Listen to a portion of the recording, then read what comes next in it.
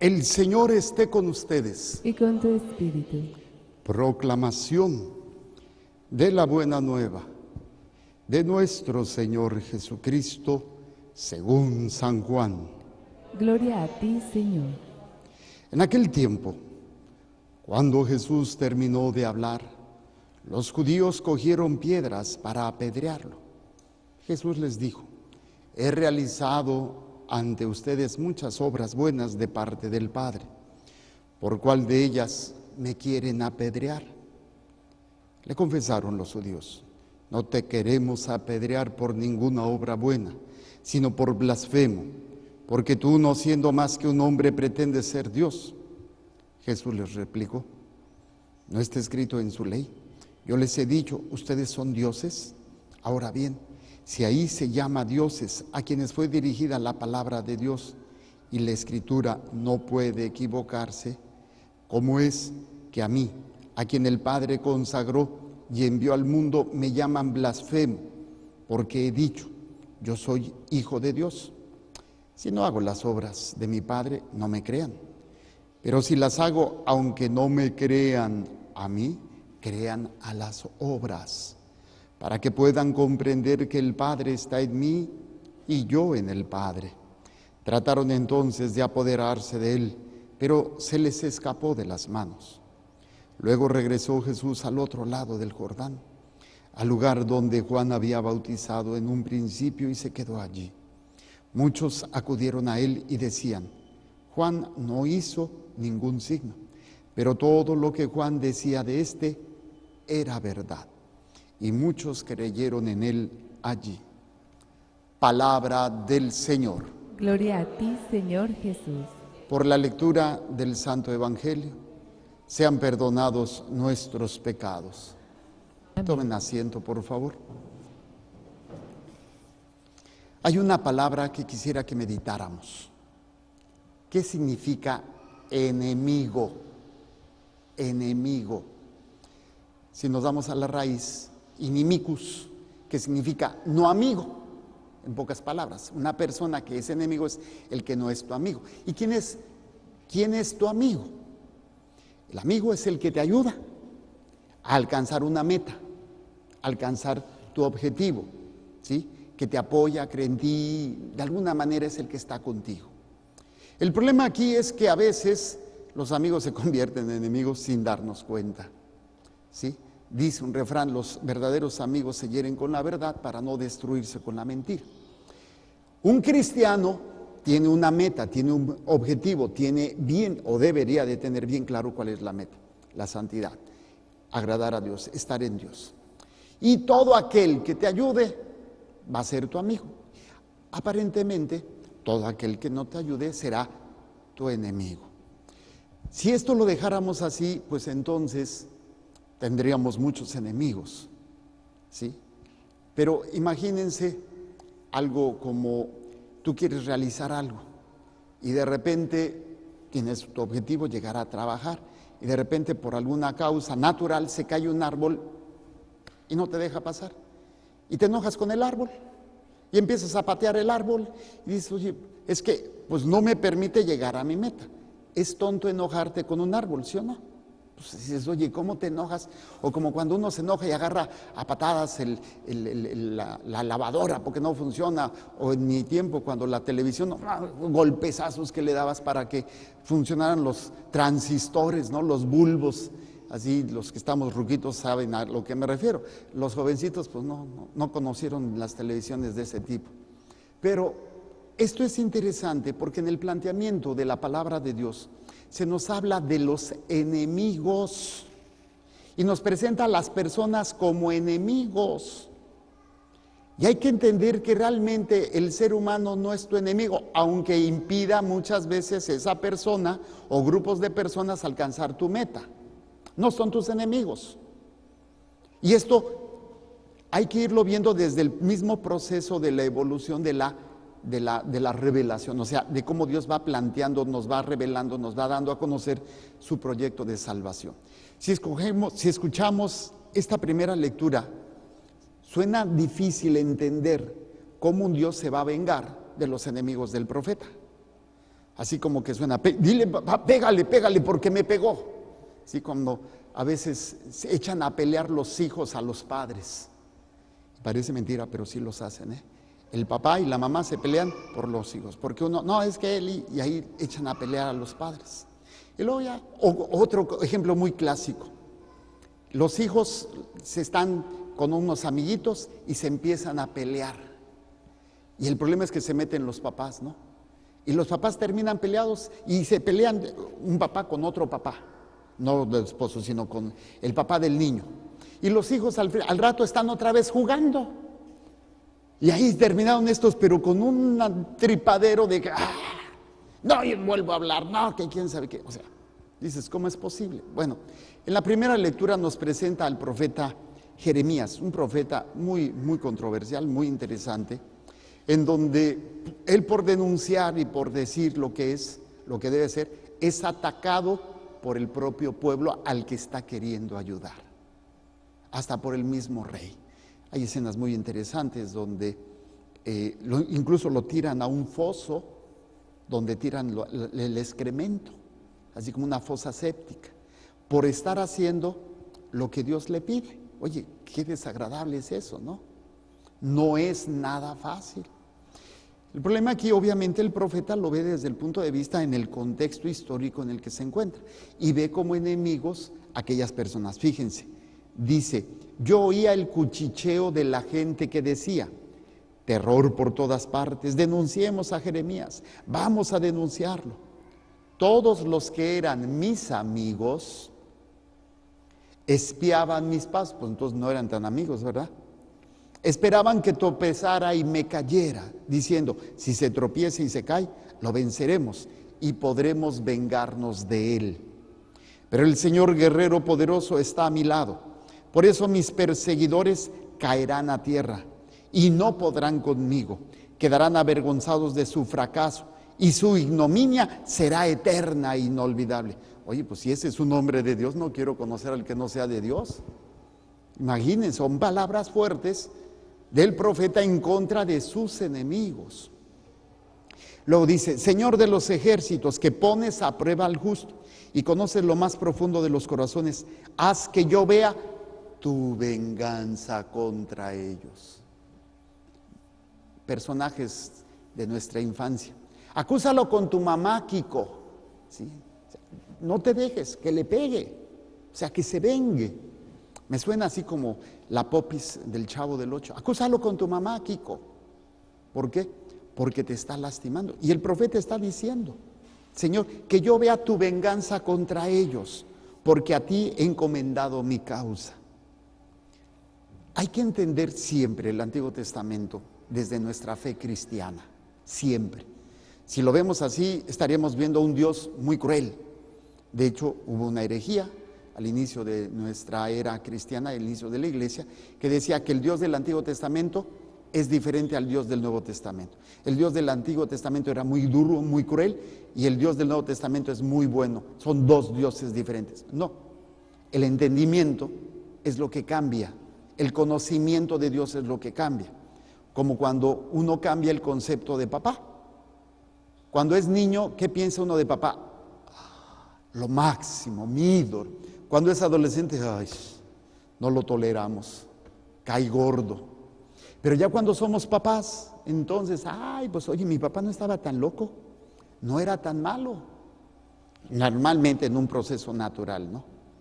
Entonces, de alguna manera, este planteamiento también se da. ¿Quién es verdaderamente mi enemigo? Solamente hay un enemigo y se llama Satanás, no hay otro.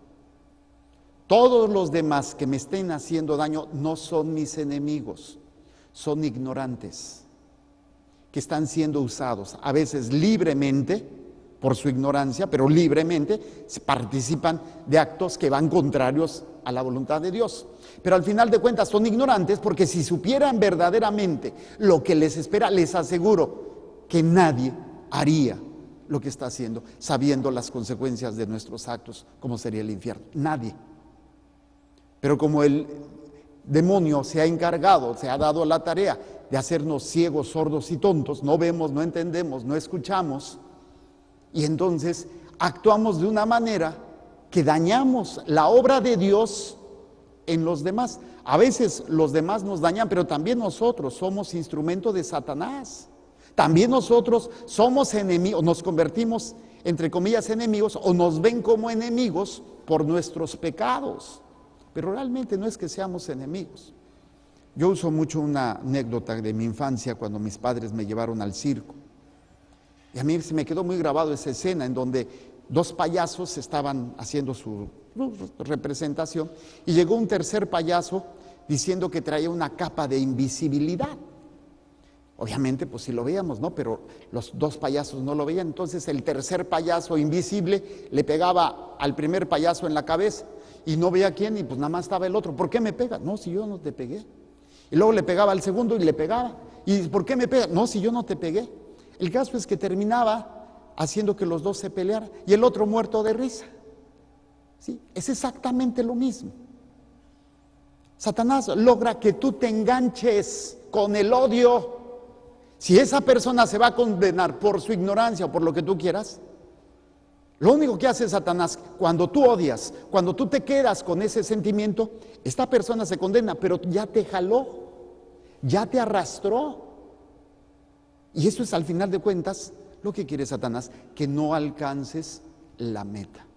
Entonces, él se va a valer de ti mismo, de tu ignorancia, de tu inmadurez en tus sentimientos y en la ignorancia y en la madurez de los demás, para que nos estemos dando hasta con la cubeta. O sea, sí se vale enojar. Oye, no se trata que no te enojes. Hasta el mismo Papa lo decía a los cardenales y a los obispos. O sea, si se van a decir, díganselo frente a frente como hombres, y si se van a pegar, péguense, pero después vayan y terminen haciendo oración juntos, perdonándose. O sea, no puedo evitar los sentimientos, son parte de mi vida, pero lo que no puedo permitir es que esos sentimientos me enganchen. ¿Están oyendo, mujeres? Porque ustedes viven enganchadas.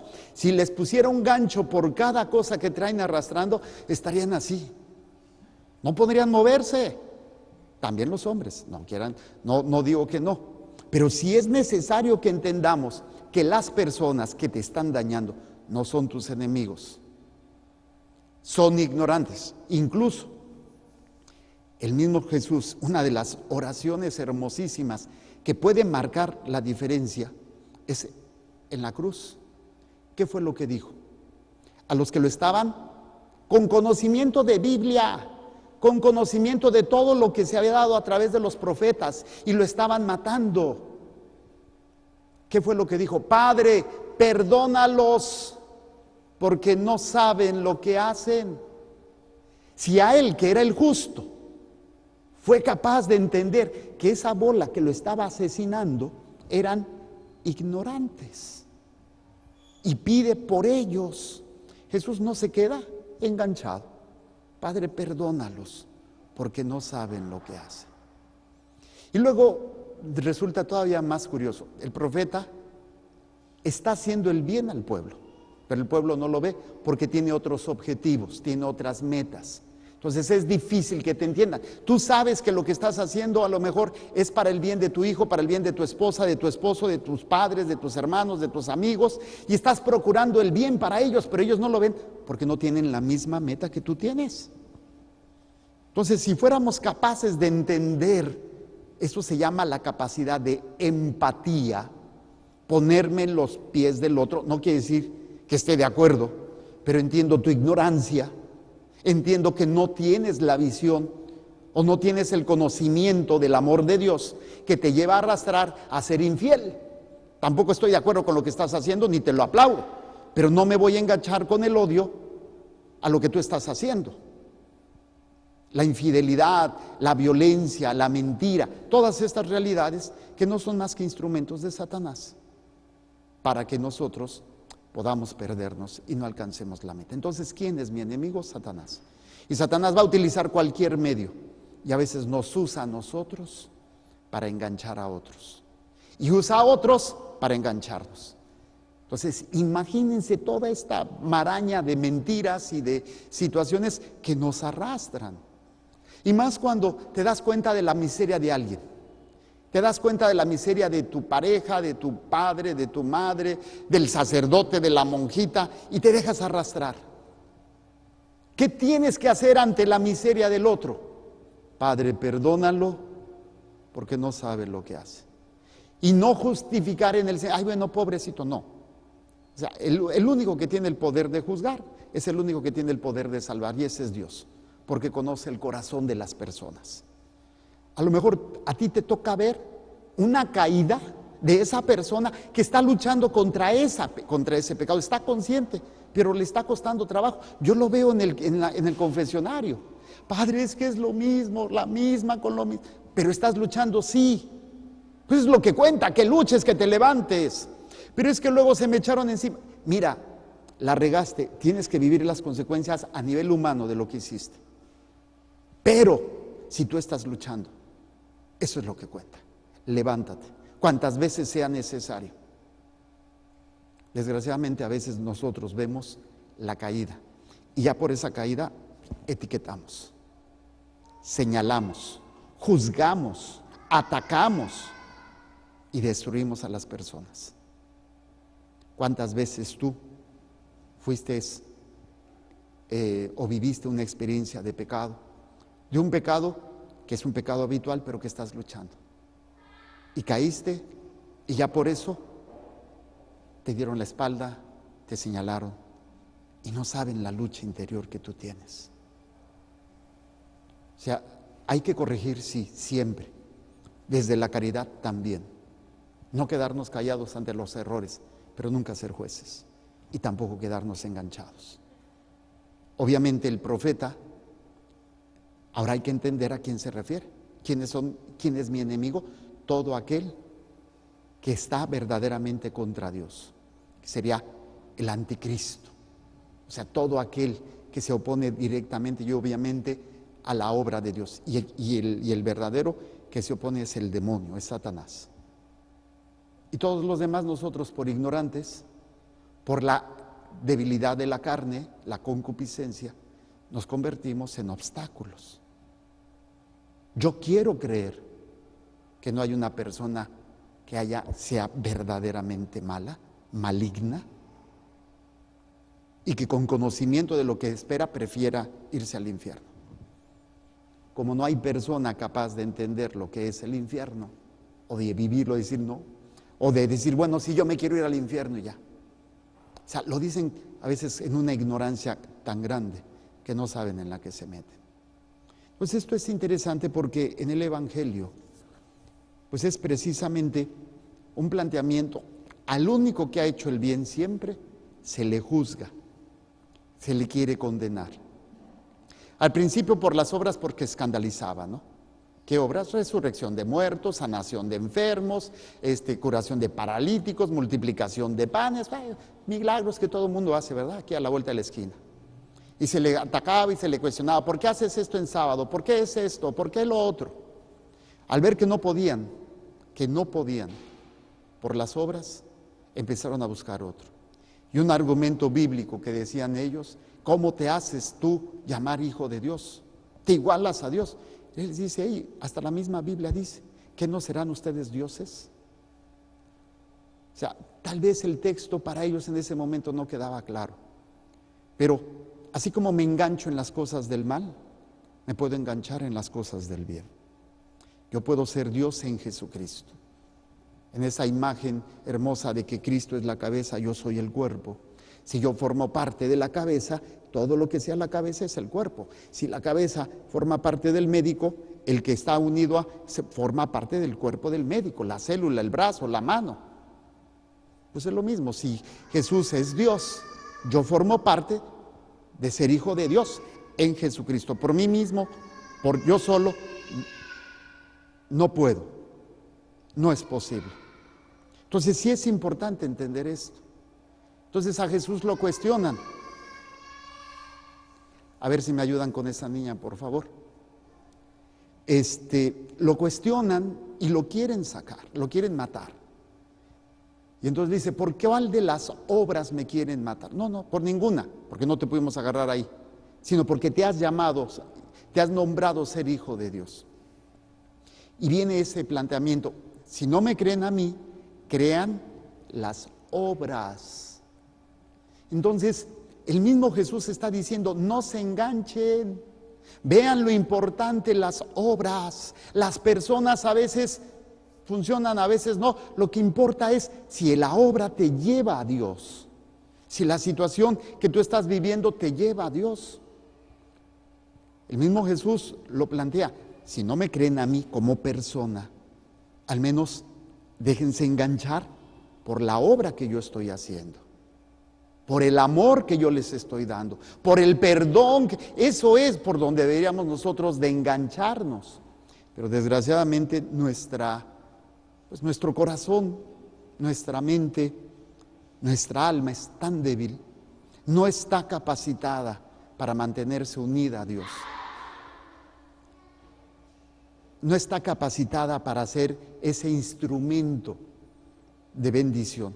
A veces, por la misma debilidad, por la misma inmadurez, por no estar en ese ámbito de espiritualidad, pues somos más instrumento de Satanás que instrumento de Dios.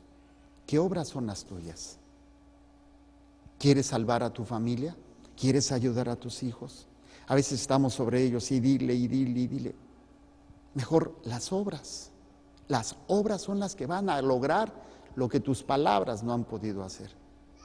Y ahí es donde podemos transformar grandemente el corazón de nuestros seres queridos. Pero dice, si no hago las obras de mi Padre, no me crean. Pero si las hago, aunque no me crean a mí, crean a las obras, para que puedan comprender que el Padre está en mí y yo en el Padre. Y aún así no lo entendieron. Y obviamente, ¿por qué? Porque su meta no era Dios. Su meta no era verdaderamente, aunque conocían la palabra, conocían la Torá, conocían a los profetas, su meta no era Dios. Y ahí es cuando yo me convierto en obstáculo, no en enemigo, pero sí en obstáculo.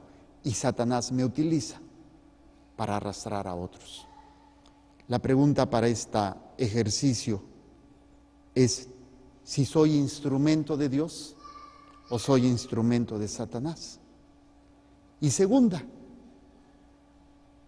¿tienes cuántas personas has catalogado como tus enemigos y te has quedado enganchado con ellos? ¿Te has quedado atorado en ellos? ¿Por qué? Porque nada más los ves y hasta la tripa se te tuerce. Ya ahí Satanás ya ganó en ti, ya ganó. El perdón es uno de los dones más grandes y poderosos. Pero primero tengo que experimentarlo en mí, ese perdón de Dios, para yo poderlo dar a los demás. Y esto solamente se logra en ese crecimiento espiritual. Presentemos pues a Dios que rompa todos los ganchos que yo he hecho por mi falta de obras, por no haber sido un instrumento de Dios, sino haber sido instrumento de Satanás. Y que yo pueda cortar también con todas las obras que otros han hecho en mi vida, como la traición, el maltrato, la violencia, la mentira, todos esos actos que me han enganchado y que no me permiten ser libre. Al fin de cuentas, el Señor vino a liberarnos. El problema es, ¿te quieres dejar liberar o no? Presento a Dios nuestro Señor en este santo sacrificio todas esas cadenas, todos esos lazos, para que sean rotos y que tú empieces a ser instrumento, amigo de Dios, y que puedas ofrecerlo por todos aquellos que tú has considerado enemigos, pero que no lo son y que están perdidos.